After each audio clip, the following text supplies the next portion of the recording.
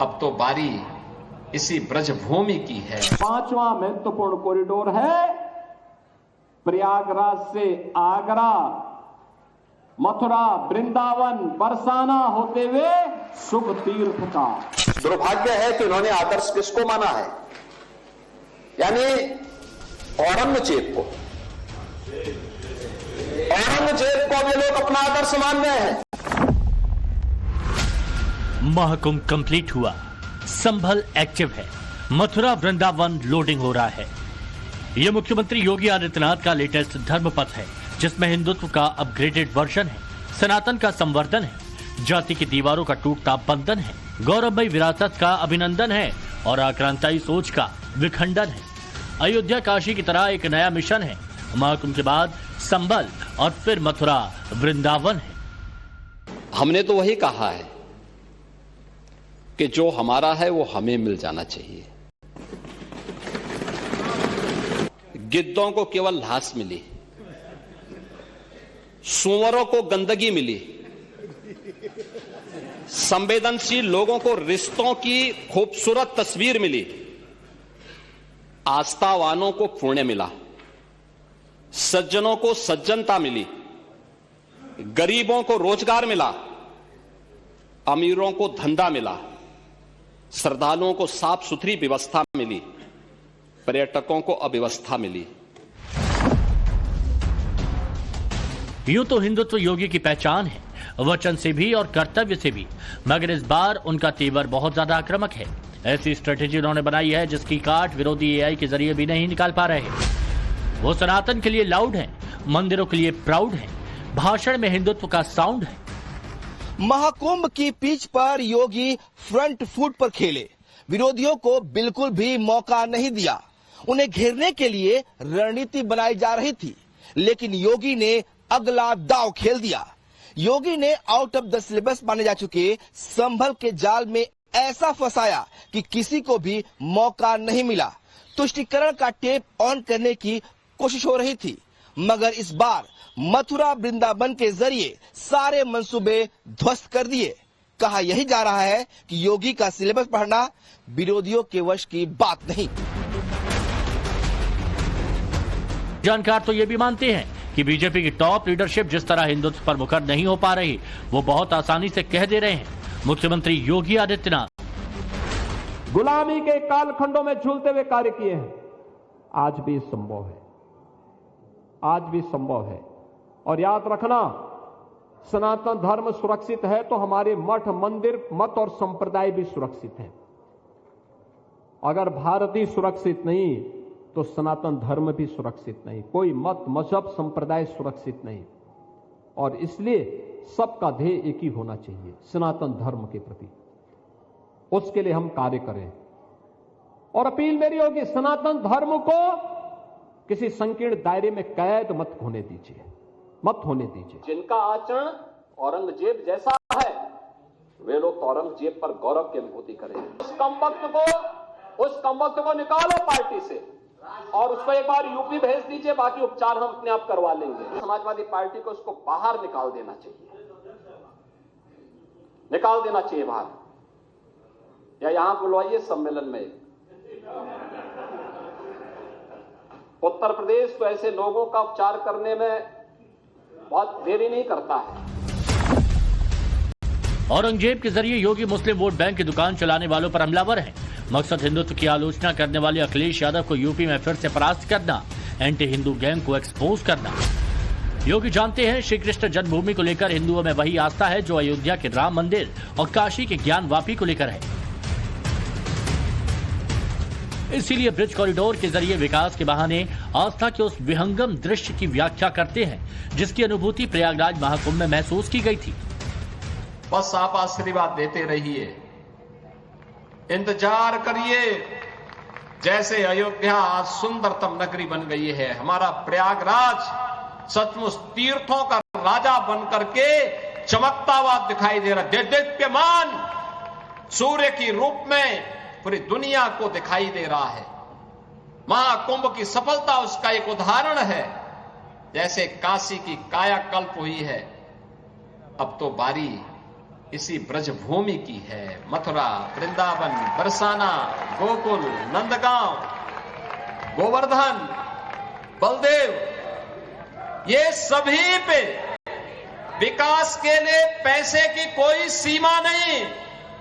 मैंने पहले भी कहा, विकास की इन योजनाओं को आगे बढ़ाने के लिए मैंने कहा, होली के अवसर पर राधा रानी के शीश चरणों में इससे बड़ा निवेदन करने का अवसर दूसरा नहीं मिलने वाला है। योगी के लिए ब्रिज का मतलब केवल मथुरा या वृंदावन नहीं, बल्कि बरसाना, गोकुल, नंदगांव, गोवर्धन और बलदेव जैसे इलाके भी हैं। द्वापर युग की कई कहानियां इसी ब्रिज की गलियों में विचरती हैं। कान्हा की नगरी में हर किसी को इंतजार है सनातन की विरासत को योगी के सीएम रहते हुए भव्य और अद्वितीय रूप में देखना। हमारी मौजूदगी इस समय मथुरा में है, कृष्ण जन्मभूमि मंदिर पर हमारी मौजूदगी है और आप यहाँ की तस्वीरें आप देखिए, गलियां हैं, कुछ भव्य कॉरिडोर तो नहीं है लेकिन आने जाने के लिए एक सीमित रास्ता जरूर है। गेट नंबर 3 आपके सामने दिख रहा है, यहाँ से लोग आते जाते हैं अंदर दर्शनों के लिए। कुछ पतली गलियां भी यहाँ पर हैं जो कैमरामैन पंकज आपको दिखाएंगे, जो प्राचीन समय में गलियां हुआ करती थी। लेकिन अगर भव्य कॉरिडोर बनता है तो इन गलियों की जगह लंबा चौड़ा रास्ता मिलेगा, यात्रियों के लिए सुविधाएं मिलेंगी और इन सबके साथ बेहतर सुविधाओं का विकास भी होगा। ये अलग बात है कि इतिहास के झरोखे में यह बात साबित है कि औरंगजेब ने केशव देव मंदिर को तोड़वाने का आदेश दिया था। उसके बाद इस मंदिर को तोड़ा गया, यहाँ पर शाही ईदगाह मस्जिद बनी थी और यहाँ से प्राचीन केशव देव मंदिर के विग्रह को लेकर जाया गया था। मथुरा वृंदावन का और ब्रज का विकास होना चाहिए और जिस तरीके से ब्रज का महत्व है वो होना चाहिए। 2-3 चीजें मैं आपको बता देता हूं। सबसे पहले तो मथुरा में कृष्ण भूमि के मंदिर का निर्माण होना चाहिए, तो विकास हाई चरम पे होगा। अयोध्या में आज देख लो क्या हाल है, तो वो मथुरा में भी वही हाल होने लग जाएगा। दूसरा, हाँ, यहाँ पर मथुरा में, वृंदावन में, ब्रज में जमुना जी का स्वच्छ जल आना चाहिए। तीसरा, पूरे ब्रज क्षेत्र में शराब और मांस की बिक्री बंद होनी चाहिए। तो अयोध्या जैसा भव्य मंदिर यहाँ पर बने, इसकी बातचीत वकालत कर रहे हैं मुख्यमंत्री योगी आदित्यनाथ। अच्छा होगा ना, बहुत अच्छा होना चाहिए, अच्छी बात है। जैसा कॉरिडोर वहाँ बने वैसा ही कॉरिडोर यहाँ पर। हिंदू लोगों की मांग है, ये हिंदू लोगों की मांग है। हाँ। कितनी भीड़ इस समय आ रही है? भीड़ का तो कोई पता ही नहीं है कि कितनी भीड़ आई और कितनी भीड़ चली गई। योगी की विकास गाथा में मथुरा वृंदावन लोडिंग हो रहा है और विरोधी सोचकर परेशान है कि विरोधी करें तो क्या करें, क्योंकि सनातन का एक नया शंखनाद मथुरा से 175 किलोमीटर दूर संभल में भी हो रहा है, जिसे भगवाधारी मुख्यमंत्री अपनी टॉप प्रायोरिटी में शामिल कर चुके हैं। संभल के वाकई संभलेश्वर बन जाएगा, इस सवाल का अलग अलग तरीके से एनालिसिस किया जा रहा है, लेकिन योगी तो मानो बहुत दूर की सोचे बैठे। संदेश साफ साफ दे रहे हैं, सनातन से कोई समझौता नहीं, सांस्कृतिक विरासत को नई पहचान मिलेगी। प्रत्यक्ष को प्रमाण की क्या आवश्यकता है, लेकिन दूसरा पक्ष वह भी था जब 26 फरवरी को संभल में 56 वर्षों के बाद शिव मंदिर में जलाभिषेक का कार्यक्रम भी हो रहा था।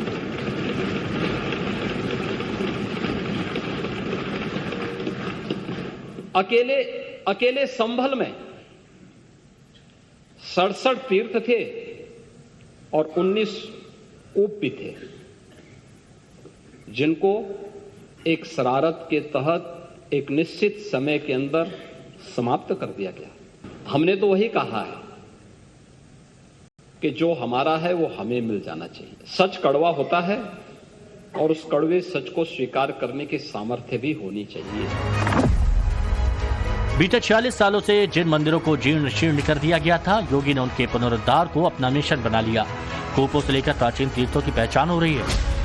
संभल में हिंदू पक्ष की पहली बड़ी जीत यही है कि जिसे शाही जामा मस्जिद कहा जाता था, वो अब अदालती कागजों में विवादित ढांचा बन चुका है। योगी सरकार का हलफनामा भी मुस्लिम पक्ष की बेचैनी बढ़ा रहा है, जिसमें मस्जिद को सरकारी जमीन पर बना हुआ बताया है। संभल के सत्ययुगीन काल को सत्यव्रत चौकी के जरिए पल्लवित करने की कोशिश है। डिस्ट्रिक्ट कंट्रोल रूम के तर्ज पर ये जो पुलिस चौकी है इसका निर्माण कार्य कराया जा रहा है। पब्लिक अनाउंसमेंट सिस्टम होगा ताकि पुलिस को कोई मैसेज अगर लोगों तक पहुंचानी है तो यहां से अनाउंस कर पाएंगे। पुलिस की कोशिश है कि जल्द से जल्द इस चौकी का निर्माण कार्य पूरा कराया जाए, दूसरे तल का भी निर्माण कार्य जो है उसको पूरा कराया जाए और उसके बाद इस चौकी को लोगों के लिए खोल दिया जाए ताकि लोग यहाँ पर आकर अपनी समस्याओं को बता सके। और इसको जो है वो डिस्ट्रिक्ट कंट्रोल रूम के तर्ज पे विकसित किया जा रहा है। जो पुलिस चौकी है ये संभल का डिस्ट्रिक्ट कंट्रोल रूम भी होगा, यानी कि यहाँ से पूरे जिले की जो है वो पुलिस को मॉनिटर किया जाएगा। इसके अलावा जो कानून व्यवस्था है उसको लेकर भी जो लेवल की मीटिंग है हाई लेवल की वो यहाँ से की जाएगी। सीसीटीवी कैमरा और विद वॉइस रिकॉर्डिंग का पूरा जाल बिछाया जा रहा है पूरे शहर में, ताकि जो सेफ सिटी प्रोजेक्ट है और जो ऑपरेशन त्रिनेत्र है उसके अंतर्गत आम जनमानस को सुरक्षा दी जा सके। और इसके साथ साथ ड्रोन के माध्यम से भी निगरानी की जा रही है ताकि किसी प्रकार की कोई भी समस्या उत्पन्न हो उसका पहले से पता चल सके। आप सोच रहे होंगे कि योगी राजनीति में आने से पहले ही हिंदुत्व की लाइन पकड़े हुए हैं और 2017 से यही उनकी पहचान है, तो फिर इसमें नया क्या है? तो फर्क समझिए। 2024 के चुनावी नतीजों के बाद योगी पर बाहरी तो हमलावर थे ही, अपने भी सवाल उठा रहे थे, मगर अब हर जगह योगी का जिक्र है। बटोगे तो कटोगे और सनातन एकजुट है जैसे नारों की गूंज है। 2024 के चुनावी नतीजों के बाद उनकी नेतृत्व क्षमता को कटघरे में खड़ा किया जा रहा था, लेकिन अब महाराष्ट्र, हरियाणा और दिल्ली के बाद बिहार में भी उनका फॉर्मूले का अनुसरण किया जा रहा है। योगी आदित्यनाथ ने फैजाबाद की हार का बदला मिल्कीपुर जीत कर लिया, लेकिन इसे वो महज शुरुआत मानते हैं। साल 2027 में यूपी फतह करने से पहले कई राज्यों में कमल खिलाने की जो जिम्मेदारी है वो प्रधानमंत्री नरेंद्र मोदी, अमित शाह के साथ ही योगी आदित्यनाथ के कंधों पर होगी। और अगला नंबर बिहार का है। बिहार की राजनीति वैसे ही हिंदुत्व का जो एजेंडा होता है उसके इर्द गिर्द घूम रही है और बीजेपी उसी एजेंडे के आगे बढ़ रही है। महाराष्ट्र विधानसभा चुनाव में योगी 18 सीटों को कवर किया, जिनमें 17 उम्मीदवार जीते, यानी योगी का स्ट्राइक रेट 95%। हरियाणा में जिन 14 सीटों पर योगी आदित्यनाथ ने प्रचार किया उनमें 9 पर बीजेपी जीती, स्ट्राइक रेट 64%। सीएम योगी ने दिल्ली में जिन 14 विधानसभाओं में रैली की उसमें 11 में जीत हासिल की, यानी स्ट्राइक रेट करीब 80%। बीजेपी भी लीडरशिप में योगी की स्वीकार्यता मान चुकी है। हालांकि योगी से पीएम मोदी का श्रेय बताते हैं। तो दिल्ली में भी राम भक्तों की सरकार आ गई है आदरणीय प्रधानमंत्री जी के नेतृत्व में। तो ये मान करके चलिए कि यमुना मैया भी अब मां गंगा की तर्ज पर अविरल और निर्मल होकर के फिर से 5000 वर्ष पुरानी स्मृतियों को जब हमारे कृष्ण कन्हैया यमुना मैया की गोद में वहां पर अपने बाल बालों के साथ जब वहां पर डुबकी लगाया करते थे, वह दृश्य फिर से हमें इस भूमि पर देखने को मिलेगा और यह दिन बहुत दूर अब नहीं रहा। यूपी में पंचतीर्थ और पंच कॉरिडोर की अवधारणा दे रहे योगी आदित्यनाथ राउडी मोड में हैं और इनकी सोच का समग्र विस्तार 3 सूत्रों में दिखता है: विकास, कानून व्यवस्था और सनातन। इन्हीं को सुदृढ़ बनाने के कर्मपथ पर मजबूती से आगे बढ़ रहे हैं योगी। चूंकि होली नजदीक है, इसीलिए योगी सनातनी परंपरा को भी बड़ी संजीदगी से उठा रहे हैं। हमारी ब्रजभूमि इस समय रंगोत्सव में डूबी हुई है। कल वहां लड्डू मार होली थी बरसाना में और आज लठ मार होली है। पूरे रंग से सरोवर हो रखे, क्या देशी क्या विदेशी, क्या भारत के क्या दुनिया के लोग पहुंच गए। विदेशियों की समझ ही में नहीं आ रहे क्या है। उनको तो ये बताया गया था कि यहां भेदभाव होता है, जाति के नाम पर लोग बटे हैं, लेकिन यहां देख रहे हैं कि न कोई जाति है, न क्षेत्र है, न भाषा है, न पंथ का विवाद है। सब तो एक दूसरे पर रंग गुलाल के साथ, मौज मस्ती के साथ, उत्साह और उमंग के साथ, एकता के एक नए संदेश के साथ आगे बढ़ रहे हैं। एकता का जो संदेश महाकुंभ से आगे बढ़ा, होली के उत्सव में उसे और भी सौहार्द का पुट देकर के मजबूती के साथ आगे बढ़ाने का काम कर दिया। हलवा कपड़े पहनने से कोई योगी हो जाता है क्या? और हमारे भारत के लोग और खासकर गांव के लोग रामायण को जानते हैं, देखते हैं रामायण को, वो ये भी जानते हैं कि सीता माँ का अपहरण जब हुआ था तो रावण भी साधु के भेष में आया था। ये जन जन जानता है, पूरा प्रदेश देश जानता है, जितने लोग सनातनी लोग हैं वो जानते हैं, हिंदू समाज के लोग जानते हैं। 2017 में सत्ता संभालने के बाद से योगी हर वक्त एक्टिव दिखे। उनके लिए मनसा वाचा कर्मणा कोई चुनावी प्रक्रिया नहीं बल्कि अनवरत और सतत है।